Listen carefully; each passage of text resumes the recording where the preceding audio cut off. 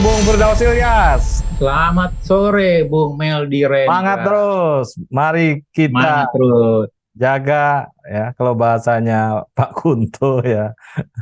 Kita disuruh tidak disuruh kita menjaga kedaulatan bangsa. Wah. Ya paling tidak kalau istilahnya Tengku Mulia acungkan tinju kita. Indonesia sampai mampus begitu ya. Oke, gimana ini?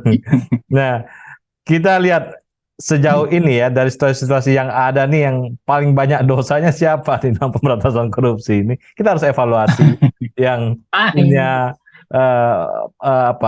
sebagai ya, kalau di tim sepak bola paling lemah itu siapa sebenarnya? Silakan Bung Firdaus.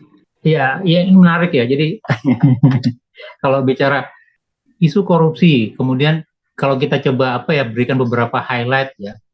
Satu, kalau kita, kebetulan ada keterbatasan Indonesia tanda kutip ya. Jadi dalam konteks terutama penindakan korupsi ya, data-datanya tidak cukup terbuka. Yang terbuka itu hanya data dari KPK ya. Kita bisa mengakses setiap tahun siapa aja gitu ya, penyelidikan, penyidikan, penuntutan dan seterusnya. Tapi dari sisi kepolisian atau kejaksaan datanya masih sangat terbatas.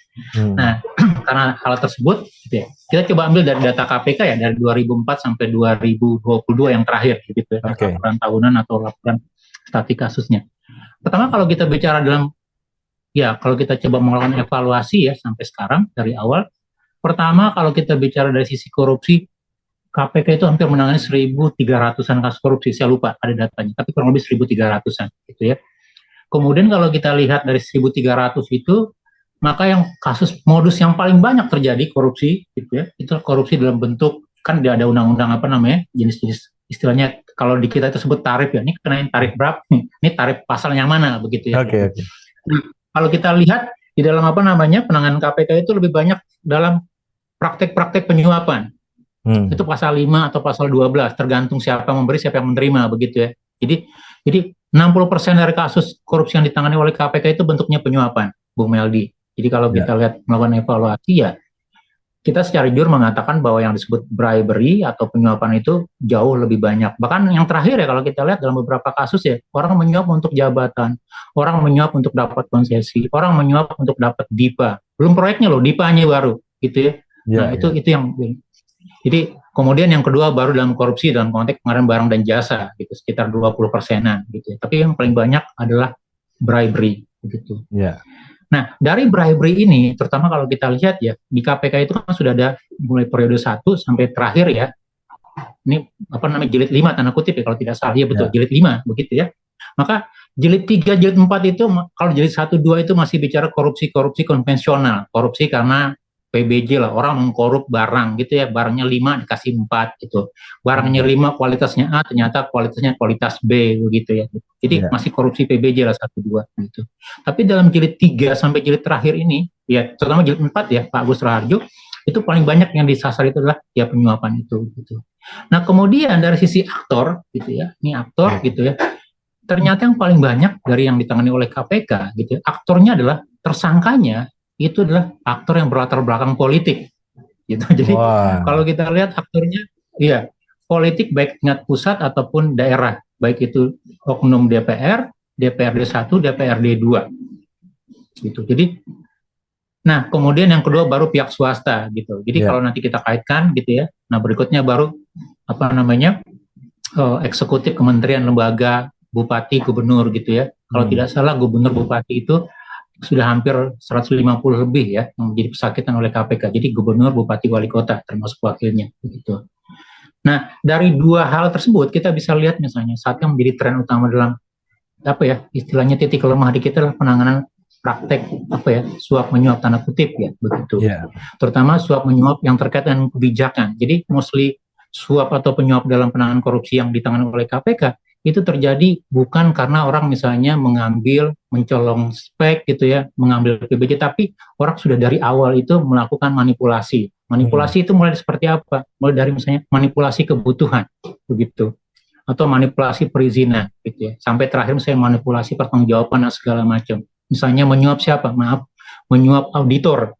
Itu yang terjadi terakhir juga kan. Jadi ada beberapa oknum auditor disuap gitu ya, gitu dengan harapan misalnya laporan keuangannya nanti menjadi baik, menjadi bagus. Nah, kalau tidak salah itu untuk wali kota Bandung ya. Jadi kalau kita ingat ya, Iya, jadi ya. ada duit, betul kalau tidak salah ya, salah satu ya, uangnya dari SKPD, kemudian salah satu uangnya digunakan untuk memoles laporan keuangan. Kalau tidak salah ya gitu. Iya, Saya ya. lupa, gitu, karena sekali. Yang di Bogor juga Nah begitu.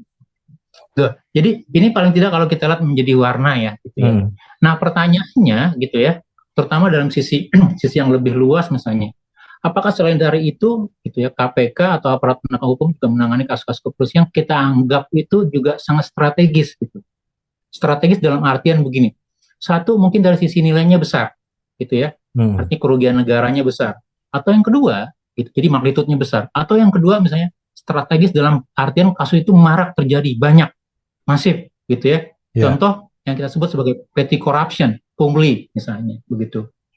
Nah, untuk poin pertama, saya belum melihat ya. Artinya sekarang ini agak menurun ya. Jadi kalau dikatakan, padahal itu juga ada dalam roadmap KPK ya, grand corruption terkait misalnya natural resource gitu ya, terkait perizinan, pertambangan, izin energi dan segala macam. Yang notabene itu juga dalam kalau kita lihat dalam tren secara global, itulah salah satu sektor yang sangat high risk, yang ininya merah begitu. Jadi kalau dalam peta risikonya itu merah gitu. Tapi di Indonesia sekarang tidak begitu banyak begitu. Atau dalam konteks yang kita rasakan sehari-hari, pelayanan publik gitu ya, itu petty corruption-nya, pungli atau penyuapan kecil-kecilan, tapi setiap hari gitu banyak terjadi gitu ya, gitu. Dan ini juga kalau kita lihat ini juga belum banyak disentuh, walaupun dalam sisi ekonomi pemberantasan korupsi gitu ya. Ini dikatakan untuk korupsi yang nilainya sekian juta ke bawah tidak perlu ditangani, tanda kutip, karena artinya apa nanti? Karena kalau kita menangani nanti nilai biayanya jauh lebih tinggi dibandingkan nilai kerugian negaranya gitu. Jadi ada aspek permisif juga gitu ya untuk korupsi. Tapi kalau dia marak, masif begitu ya. Saya ambil contoh misalnya dugaan-dugaan penyimpangan untuk BOP atau BOS dana pendidikan. Karena objeknya banyak gitu ya, penerimanya banyak jutaan gitu ya. Tapi setiap ini dipotong sekian-sekian gitu ya. Jadi kalau dilihat satu persatu mungkin hanya beberapa puluh ribu rupiah. Tapi kalau kita lihat dalam skala keseluruhan mungkin triliunan tanda kutip gitu. Nah, bagaimana situasi seperti ini gitu? Nah, ini mungkin juga jadi satu pertanyaan introspeksi buat kita ya dalam mengevaluasi penanganan kasus korupsi gitu. Ya. Dan tentunya banyak hal yang perlu kita lihat ya dari evaluasi itu, terutama tentang figur-figur kunci yang harus mencoba untuk mengambil alih masalah-masalah yang seperti masalah kudisnya Indonesia ini kan korupsi ya, gatal-gatal nggak sembuh nih. Nah ini gimana, Bung Firdaus? Ada dua sebenarnya dalam hal yang perlu kita amati, itu bisa diselesaikan secara organisasi atau secara leadership. Ini hal yang sangat penting dalam perubahan-perubahan yang mau kita dorong di Indonesia. Silakan. Ya memang. Pertanyaannya mulainya dari mana? Nah, kalau kita bicara misalnya APH gitu ya, KPK, kepolisian, kejaksaan itu di hilir posisinya. Di hulunya bagaimana? Jadi artinya mereka hanya menunggu kotoran hanyut tanda kutip ya, baru ditangani begitu ya. Tapi bagaimana di hulunya? Nah, di hulunya kan memang di kementerian, lembaga, institusi formal tanda kutip ya. Bahkan kalau kita dalam konteks tahun politik, termasuk juga dalam kelembagaan politik begitu. Satu yang menarik kalau kita lihat dalam RAN PK-nya, Rencana Strategis Pencegahan Korupsi 2022-2023, salah satunya adalah bagaimana mendorong partai politik juga bagian dari instrumen pencegahan korupsi, gitu ya. Gitu. Nanti ada regulasinya, ada peraturannya, ada pengelolaan dana kampanye, dana politik, gitu. Karena nanti pemerintah, tanda kutip ya kebijakan pemerintah akan coba menaikkan sumbangan untuk partai politik agar tidak lagi misalnya, kita nggak punya duit sehingga akhirnya dapat uang yang grey, yang abu-abu atau apa begitu. Jadi sebagian nanti porsinya akan diperbesar oleh negara begitu. Sehingga ya kalau kita lihat dalam sebagai sebuah rencana ya ini menurut saya ini rencananya menarik ya, strategis ya, bagaimana partai politik sebagai salah satu sumber dalam pencegahan korupsi gitu. Artinya negara dengan memberikan kontribusi bagian dari APBN gitu. Artinya mekanisme rekrutmennya, kaderisasinya, pertanggungjawabannya. Jadi kalau kita katakan mulai di hulunya di mana? Salah satunya dimulai dari partai politik begitu. Tapi kalau kita lihat dalam konteks keberadaannya, kan nanti partai politik kan mengisi misalnya wilayah-wilayah eksekutif, yudikatif gitu ya dan seterusnya. Artinya instrumen-instrumen organisasi pemerintahan gitu. Jadi tetap saja mulainya dari sisi pemerintah gitu. Nah, Kalau saya sih melihatnya gitu dari sisi pemerintah, kalau kita mengacu kepada RAN-PK, Rencana Pencegahan Korupsi, begitu ya. Artinya bagaimana pemerintah artinya membangun budaya anti korupsinya, tanda kutip ya gitu. Tapi yang paling gampang adalah sekarang misalnya, contoh begitu ya, ya ini obrolan-obrolan santai. Kalau kita lihat di kementerian atau lembaga atau pemerintah daerah, apakah mereka juga punya peta korupsi yang komprehensif atau tidak? Gitu. Iya, iya. Karena kalau kita bicara peta korupsi ya di lingkungan mereka, jadi untuk masing-masing jabatan, masing-masing pelayanan UPT gitu atau apapun namanya, misalnya UPT rumah sakit, kesehatan, atau satker ini, atau OPD ini, dinas ini gitu. Kan petanya berbeda-beda tuh, Bung Meldi begitu ya. Nah pertanyaannya, apakah mereka punya peta itu atau tidak? Kalau dalam apa namanya undang-undangnya atau ini apa RAN-PK-nya kan mereka harus membangun peta risiko ya, risiko. Nah, apakah mereka punya, apakah itu terbangun atau tidak begitu? Nah, mudah-mudahan sih artinya kalau itu memang menjadi satu ikhtiar dalam membangun pencegahan korupsi, seharusnya pemerintah, kementerian, lembaga, institusi punya peta risiko itu. Kemudian yang kedua kalau kita lihat lebih jauh lagi misalnya, apakah dari peta risiko itu ada mereka menciptakan semacam mekanisme risikonya, penanganan risikonya, begitu ya itu. Jadi kalau kita lihat gitu ya,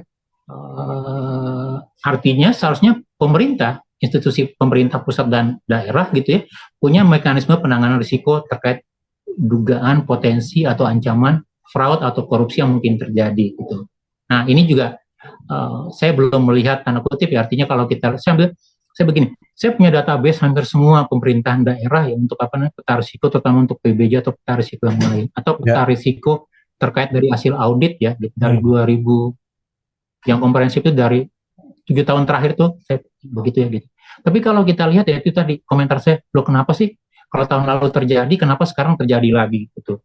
Nilainya tidak kecil loh, karena misalnya untuk satu pemeriksaan keuangan saja misalnya bisa 10-an miliar begitu ya gitu. Artinya untuk hampir 700 pemerintah daerah, kurang lebih hampir 100 kementerian, lembaga, institusi pemerintah pusat begitu ya, maka nilainya bisa triliunan gitu. Tapi kalau itu berulang lagi gitu ya, maka bisa jadi semacam sangkos yang memang secara sadar itu dihilangkan dalam rangka tadi. Jadi kalau kita ingat dalam diskusi sebelumnya gitu ya, karena tadi ada ongkos politik yang begitu mahal, karena ada biaya entertain politik, ada penyumbang politik yang begitu banyak gitu ya, maka bisa jadi ini salah satunya dengan mekanisme tersebut gitu. Ya, tentunya hal-hal itu yang sebenarnya yang berulang itu ya, saya kira itu luar biasa. Sebenarnya kalau polanya kita lihat ya sama-sama aja ya. Tapi kalau kita bicara biaya sosial, Bung Firdaus, kalau kita evaluasi, ini korupsi ini punya biaya sosial. Ada orang makin miskin, ada masalah-masalah kesehatan yang terhambat, ada juga masalah-masalah lapangan pekerjaan dan segala macam. Di gimana kita menilai sebuah biaya sosial ini? Sebenarnya banyak ya literatur atau apa ya peneliti atau institusi pemerintah yang mengukur kira-kira dampak korupsi terhadap banyak ya terutama dalam konteks ya sosial gitu ya, artinya pendidikan, kesehatan, keamanan segala macam. Secara langsung kalau kita ukur misalnya nilai korupsi itu tentu akan menghilangkan kesempatan atau hak orang lain untuk mendapatkan biaya pendidikan yang lebih baik, kesehatan yang lebih baik gitu ya gitu, atau kualitas jalan layanan publik yang lebih baik begitu. Jadi memang kalau kita lihat dalam efek apa ya multiplier efeknya, Rp1 korupsi itu maka efek sosialnya mungkin berkali-kali rupiah tanda kutip gitu. Jadi ini yang harus kita sadari. Jadi kenapa juga dari awal ketika misalnya orang melakukan korupsi sebagai sesuatu yang dianggap sebagai extraordinary crime gitu ya, maka salah satunya juga memberikan feedback dalam bentuk perlawanan sosial, sanksi sosial gitu. Karena apa? Karena orang mengkorupsi, orang mengambil hak atau apa ya sesuatu yang menjadi milik publik atau milik masyarakat yang lebih luas, misalnya gara-gara korupsi mungkin umur harapan hidup orang tidak bertambah baik, harapan pendidikannya juga tidak bertambah. Artinya apa? Kalau itu diakumulasikan begitu ya, maka misalnya kemampuan orang untuk bekerja lebih produktif gitu ya, lebih efisien itu berkurang. Kemudian kemampuan dia untuk misalnya lebih sejahtera berkurang. Artinya apa? Secara ekonomi, secara kesejahteraan itu menjadi sangat menghambat sekali begitu. Dan ini yang apa ya menurut saya kita paham semua. Jadi kalau ditanya apakah semua orang paham gitu, bahkan pelaku korupsi paham pasti. Gue kalau korupsi pasti gue korupsi dana pendidikan pasti ada 1-2 orang yang tidak sekolah jadinya, atau misalnya tadinya dapat buku bagus tidak bagus, atau dapat alat penunjang pendidikan itu yang baik tidak baik. Akhirnya apa? Nilainya buruk tidak dapat kuliah, artinya rentetan itu kan panjang begitu ya. Iya. Nah yang perlu kita lakukan mungkin misalnya melihat kira-kira di balik dampak ini bagaimana ini agak teoretik ya, agak naif ya, menginstitusionalkan dampak-dampak dari korupsi, begitu ya, Bung Meldi ya. Gitu. Jadi kalau kita lihat kita bisa menginstitusionalkan korupsi, artinya kita juga bisa melihat dampaknya. Dampaknya tidak hanya orang lain, tapi juga mungkin keluarga kita, begitu, atau saudara-saudara kita, begitu. Jadi itu yang menurut saya yang jauh lebih penting ya. Ini kalau kita lihat dalam bagaimana melihat perkembangan atau evaluasi penanganan korupsi di Indonesia. Nah, pertanyaannya, apakah juga misalnya terutama instrumen-instrumen yang menjadi kanal dalam rekrutmen kepemimpinan, begitu ya, terutama jabatan-jabatan politik ini memahami ini atau juga memahami ini, membudayakan, menginstitusionalkan dari misalnya dampak-dampak korupsi yang terjadi. Gitu. Jadi sekali lagi ya bukan hanya misalnya korupsi itu tidak akan menyentuh keluarga kita, bisa jadi misalnya dari kelakuan korupsi kita juga berimbas kepada kita. Mungkin tidak kita zaman sekarang, tapi anak cucu generasi kita nanti. Gitu. Jadi sebenarnya yang kita pertaruhkan dengan korupsi, budaya tidak bersih itu adalah generasi mendatang. Yang notabene bisa jadi itu adalah keluarga-keluarga kita atau anak cucu kita. Gitu. Jadi kalau itu kita sudah bisa pahami, saya pikir banyak hal yang bisa kita lakukan dalam memperbaiki atau mencegah terjadinya korupsi atau praktek-praktek penyimpangan yang lain. Begitu. Nah, dari aspek hukuman, Bung Firdaus, ini kalau hukumnya misalnya seumur hidup ya, walaupun kita tidak setuju dengan hukuman mati, seumur hidup dan dia melakukan kerja sosial, ya bangun jembatan, bangun waduk, itu keliling-keliling Indonesia, saya kira itu akan mungkin menjadi sebuah alat pukul yang bagus ya. Iya, betul. Jadi kalau kita bicara efek jerah ya, salah satu yang kita bisa dorong adalah penegakan penindakan yang lebih progresif, yang lebih memberikan efek jerah, deteran efeknya tinggi begitu. Jadi kalau korupsinya besar, isu-isu pelayanan publik atau kesehatan pendidikan, maka tidak hanya pengenaan sanksi pidana sekian tahun, tapi juga kerja sosial begitu. Jadi itu akan membuat, atau misalnya kerja sosial seumur hidup ya, betul. Kita tidak mendorong hukuman mati tanda kutip ya, secara pribadi atau apa gitu. Tapi yang kita inginkan adalah mekanisme penjeraan gitu ya. Nah, mekanisme penjeraan ini yang kadang-kadang masih menjadi perdebatan panjang begitu ya. Salah satunya mungkin karena tadi, padahal kalau kita ingat dalam Stranas PK-nya kan ada mengoptimalkan integritas di dalam penegakan hukum begitu. Nah, kadang-kadang ketika masuk dalam peradilan gitu ya, dia tidak, rasa keadilan itu tidak terpenuhi gitu ya, baik rasa keadilan negeri tinggi atau bahkan tidak terpenuhi begitu. Nah, ini jadi satu PR sendiri begitu. Bagaimana memberikan mekanisme efek jerah. Walaupun gitu ya, dalam sisi birokratiknya selalu diperdebatkan. Loh, semakin banyak orang yang ditahan, semakin lama dia ditahan, itu buat negara itu cost loh. Gitu ya kan. Cost untuk makannya, untuk penjaranya segala macam. Ya pertanyaannya memang ya sekali lagi ya itu konsekuensi dari penegakan hukum kita.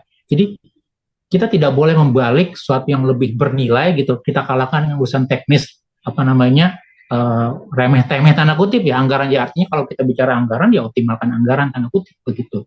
Jadi sehingga orang semua percaya, gue kalau sekali korup gitu ya, maka gue akan mendapatkan sanksi yang berat begitu. Gue akan dipidanakan, kemudian semua aset gue akan disita gitu ya, ada penyitaan aset, kemudian secara sosial gue juga akan dipermalukan begitu. Jadi tidak lagi misalnya ya sekali lagi, sekarang kan kita, ya nanti kita akan muncul lagi 2024 gitu ya, mungkin mantan-mantan terpidana korupsi 5 tahun atau 10 tahun yang lalu gitu ya, kemudian muncul lagi menjadi caleg-caleg baru, maaf gitu ya, muncul lagi menjadi orang yang meminta legitimasi publik sebagai perwakilan publik atau pemimpin publik, padahal dari track recordnya kita sudah paham, dia pernah mencederai janji itu, dia pernah mencederai kepercayaan itu gitu.